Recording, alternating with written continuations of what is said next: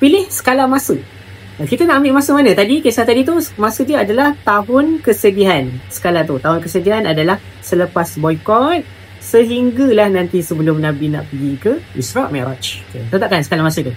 Jadi kalau kita ada timeline, kita nak mula kelas, okay, kita nak belajar dekat part ni dengan part ni. Okay, semua orang dah tahu dah. Anak-anak dah tahu dah. Dia dah ada visual. Okay, kita kat sini sekarang. Kita takkan pergi ke depan. Kita takkan pergi ke belakang. Kat sini. Jadi, apa saja perbincangan, soalan tu dia senang untuk relate. Kalau dia tanya soalan di luar, kita beritahu. Ini di luar kawasan. Di luar kawasan yang kita bincang. Apatah lagi kalau di luar fasa. Ni fasa lama dulu. Atau ini depan lagi. Jauh lagi. Jadi, dia tahulah soalan dia. Soalan anak tanya, dia tahu soalan tu ke mana, di mana jawapannya sebenarnya, kat mana, belah mana. Kita sebenarnya tidak mensisihkan soalan anak. Dalam masa sama, kita bantu anak beri jawapan, tapi kita tahu jawapan ni tak relate dengan story kita sekarang. Tapi kita bantu dia, guidance dia. Nanti depan nanti. Tapi kita bantu anak. Kalau kita bunuh, jangan tanya soalan ni, kita kan tengah belajar ni. Kita sebenarnya membunuh rasa anak.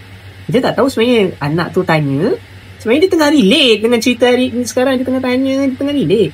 Cuma dia tak tahu pula soalan tu bukan skala masa ini. Jadi kita jangan sesekali membunuh rasa inquiry anak. Inquiry anak. Okay? Terutama belajar sirah lah. Belajar lain pun kita kata jangan kan. Apatah lagi belajar sirah nak kena Nabi ni. Nabi Muhammad ni.